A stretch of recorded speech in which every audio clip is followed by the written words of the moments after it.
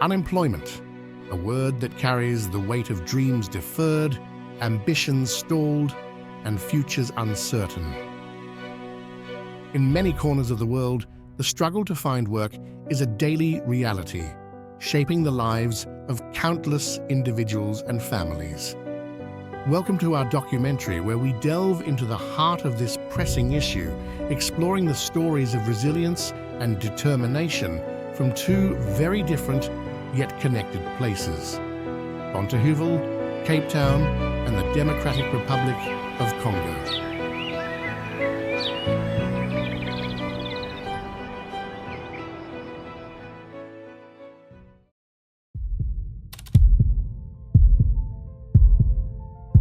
My name is Michael Ruvier. I'm currently a second year student at Lehigh University in Pennsylvania in the United States of America. I grew up in Bonteheuwel, in Cape Town. And if you live close by or you know the area, you'll know that Bonteheuwel doesn't have the best reputation. So a lot of things that it's known for, things like drugs, gangsterism. So growing up in that environment, I obviously grew up in an environment where there was, shootings either at school, in the community. There's also like the drug trade, so you get people that are on drugs, and you kind of see that every day. So for me, I was kind of sheltered, so I was kept in the house most of the time because of the dangers in the community. And I think that played a big role in me not kind of getting influenced by a lot of things that were going on in the community. And so I think that's kind of, I don't want to say how I survived, but that's how my parents protected me from like bad influences. So I stayed mostly at home. And because I stayed mostly at home, I read a lot. And so I think that's kind of what got me into really learning and enjoy learning. You're not just going to use it for yourself, but you're also going to use it to give back. So I think because I grew up reading and I read about so many things about how the world works, and I saw so many things through like movies and so many of the things that I read about and that I've seen in movies, I didn't see in real life because of where I was living. Because I like grew up in this bubble and Bonteheuwel was all that I saw and all that I knew. I've always wanted to know more, and I knew that there were opportunities out there. So I think something that definitely kept pushing me forward was pursuing those opportunities and providing those opportunities for others. To know that there is more out there. There's more than just living in Bonteheuwel, and I think that always kept me going. And now that I've kind of seen more of the world, got to travel, got to study. Now it's about bringing that back to people in my community, and so I think that is what still continues to drive me. People didn't think very big.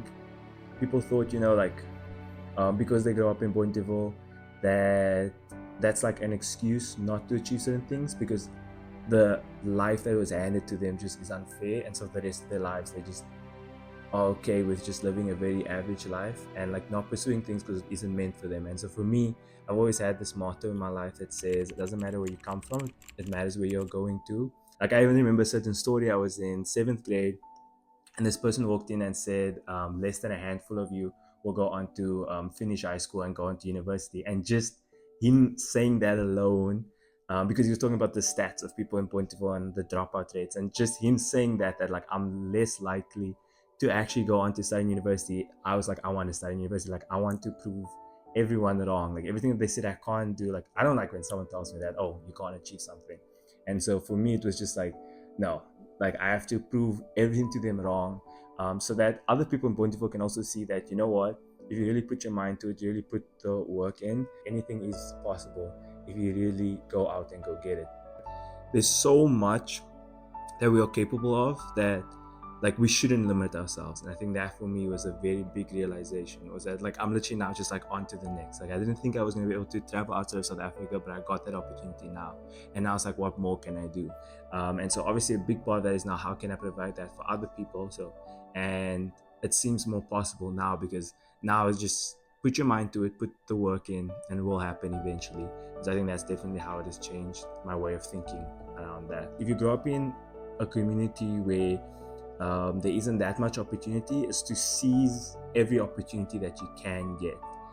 So because opportunities don't always come around, when you do see an opportunity, seize it. Like go for it no matter what.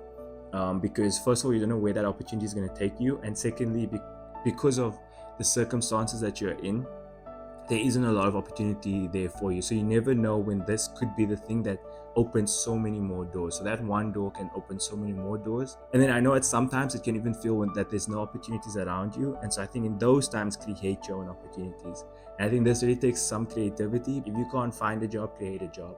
If you can't find an opportunity to help people, you create your own way to help people. The sad reality that you have to face is that it's going to take you longer than some other people who come from a more privileged background. You're going to have to put in more work. You're going to have to put in more hours. You're going to have to look for more opportunities. It's going to require more creativity, but it's so much worth it. And at the end of the day, you end up learning much more than those that have maybe a more privileged background. In Congo, a country rich in resources but marred by economic challenges, the stories are just as powerful. Here, we encounter men and women who navigate a complex landscape, turning obstacles into opportunities and demonstrating the incredible strength of the human spirit.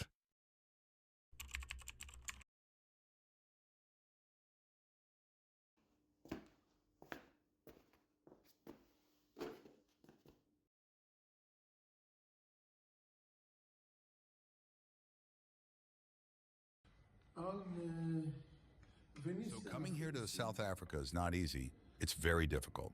It's really difficult to find work. First, the primary issue is the language. For Anglophones, when they come here, it's easier for them. They can adapt easily because they already speak the language in their country. But for us Francophones, if you come here without knowing English, you must first take the time to study English. So it's not easy. Even if you know the language here in South Africa, if you cannot get the papers, it's not easy. Your papers are also difficult to obtain. There are many people who have been here for 5, 10, even 20 years without papers. There are many, so it's not easy. Without papers, getting a job is not easy. Additionally, you cannot find a good job because to have a good job, you first need good educational papers. Here, our papers are not recognized. Even if you have studied in Congo, in your country, when you come here, you must study again or do any kind of work. So it's not easy, it's very complicated. And South Africans are not happy when we are here. So that's why there are many well-known problems between foreigners and South Africans because of the perception of taking jobs. It's not easy to find work here. First, South Africans themselves say that there are no jobs. Advice for young people. First in life, you must seize opportunities. The first opportunity young people have is education. You really need to focus on studies. If there is an opportunity to learn other skills, seize it. Maybe you can return to your country later, but first, you must speak the language of the country where you are. If you come here, you really need to seize the opportunity to study. What you do today determines what you will be tomorrow. The foundation of a house determines its solidity. So you must take the time to prepare for your future because you don't become great overnight, you prepare. Here, everyone works, even the bosses work. It's a bit different from Congo, where the bosses don't work as much.